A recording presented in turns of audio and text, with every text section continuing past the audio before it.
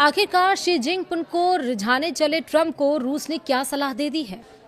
शांति चाहते हो तो पाकिस्तान की जगह भारत की मदद लो, ये बात कही है रूस ने। आखिरकार ये सलाह है या धमकी है, ये हम समझेंगे, लेकिन रूस जो अमेरिका को ये बताने की कोशिश कर रहा है उसका मतलब क्या है वो भी आपको बताएंगे। नमस्कार, आप देख रहे हैं न्यूज़ 18 का डिजिटल प्लेटफॉर्म। मैं हूं आपके साथ श्रुति श्रीवास्तव। ईरान और अमेरिका के बीच गहराते युद्ध के संकट को सुलझाने के लिए अमेरिकी राष्ट्रपति डोनाल्ड ट्रंप इन दिनों चीन के दौरे पर हैं और शी जिनपिंग को रिझाने में जुटे हैं। ट्रंप की इस बेचैनी के बीच रूस ने उन्हें एक बड़ी और खरी सलाह दे डाली है। रूसी विदेश मंत्री सरगेई लावरोव ने साफ लफ्जों में कहा है कि अगर ट्रंप वाकई में शांति और इस युद्ध का पक्का समाधान चाहते हैं तो उन्हें पाकिस्तान के भरोसे रहने के बजाय भारत की मदद लेनी चाहिए। उन्होंने इसके पीछे एक सॉलिड रीजन भी दिया है। क्या है रीजन, विस्तार से समझिए। दरअसल पश्चिम एशिया में ट्रंप अपनी एक के बाद एक गलतियों की वजह से ईरान के आगे कमजोर पड़ गए हैं।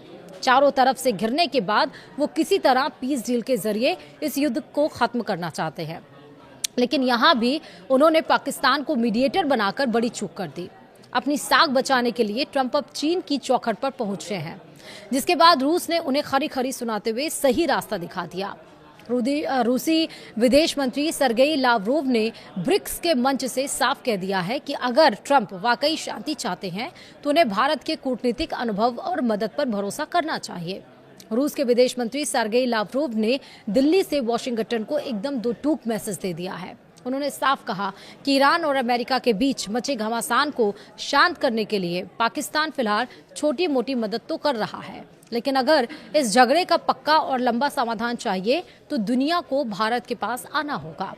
लावरोव का मानना है कि भारत के पास कूटनीति का इतना जबरदस्त और पुराना तजुर्बा है कि वो एक मजबूत मध्यस्थ की भूमिका सबसे बेहतर तरीके से निभा सकते हैं।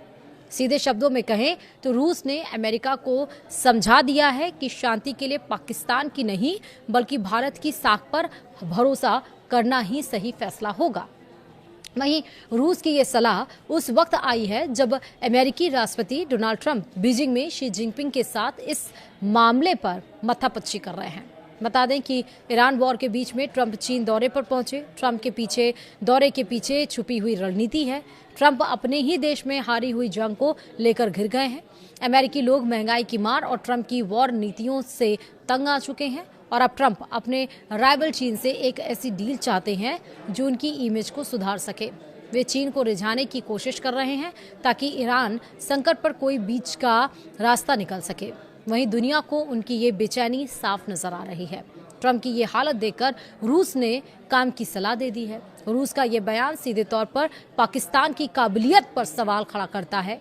रूस का मानना है कि पाकिस्तान का इस्तेमाल सिर्फ फायर फाइटिंग के लिए किया जा सकता है, लेकिन भारत के पास वो कूटनीतिक अनुभव और साख है जो दो कट्टर दुश्मनों को एक मेज पर ला सके।